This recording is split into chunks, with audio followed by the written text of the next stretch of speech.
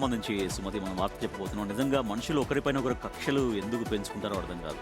ఇక భూమి మీద 4 రోజులు బతకమని దేవుడు పంపిస్తే ఎవరిని కొట్టుకోవడం, ఎవరిని చంపేసుకోవడం ఇదంతా నిజంగా చాలా చాలా అదనిపిస్తుంటుంది కదా. నిజంగా ఒక సామెత కూడా ఉంది, బూడిద చల్లారితే నిప్పు చల్లారినట్టు కాదు అంటూ. పాత కక్షలు ఇవన్నీ కూడా, పాత కక్షలు మళ్ళీ చెలరేగాయి. సోదరులు వీళ్ళిద్దరు కూడా సోదరులు వీరంగం సృష్టించారన్న వార్త మనకు అంతోంది మార్కాపురంలో. ఎస్, పెద్ద ఈర్లపాడు దళిత కాలనీలో మహిళతో పాటుగా ముగ్గురుపై కత్తితో దాడి చేశారు. అంతటితో ఆగలేదు.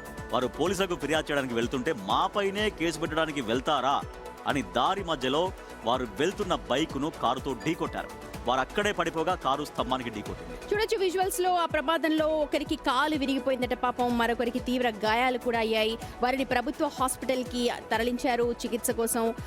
మెరుగైన చికిత్స కోసం కందుకూరు కూడా తరలించారు. విజువల్స్ మనం చూస్తున్నాం. అంటే వాళ్ళు పోలీస్ స్టేషన్ కి వెళ్తుంటే స్తంభం ఆ పైనే మీరు కంప్లైంట్ చేస్తారా అని ఏకంగా కారుతో వాళ్ళు యాక్సిడెంట్ చేయబోయింది. అంటే నిజంగా అసలు మానవత్వం పూర్తిగా మర్చిపోతున్నారు. అసలు ఇది కొత్తదేం కాదు.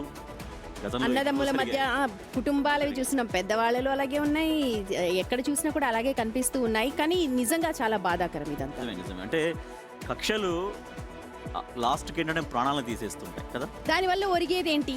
దానివల్ల ఒరిగేది ఏమీ ఉండదు. సుమతి, ఎగ్జాక్ట్ గా నాకు ఒకటి గుర్తొస్తుంది సినిమా మిర్చి.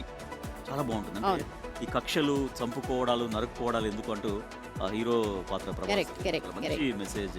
రాజేష్ కి కొంచెం సినిమా నాలెడ్జ్ ఎక్కువ అండి, అందుకని సినిమాస్ గురించి ఎక్కువగా.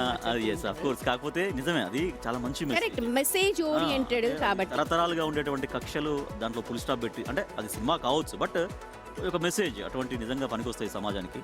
నిజంగా సినిమాలు చూస్తూ ఉంటాం కానీ ఆ మెసేజ్ ని మర్చిపోతూ ఉంటాం. ఇలాంటి ఘటనలు కూడా ప్రస్తుతం అలాగే జరుగుతున్నాయి. ఏదేమైనా కుటుంబ కలహాలు, ఒకరి మీద ఒకరు పగలు, ప్రతీకారాలు పెంచుకొని ఒకరికొకరు చంపుకునే స్థాయికి వెళ్ళిపోతున్నాయి. నిజంగా ఇది చాలా బాధాకరం. మనం చేయాల్సిన పని వేరే ఉంటుంది. ఇవన్నీ కూడా తగ్గించుకుంటే మానవాళికి మంచిది అని చెప్పే ఒక అభిప్రాయం.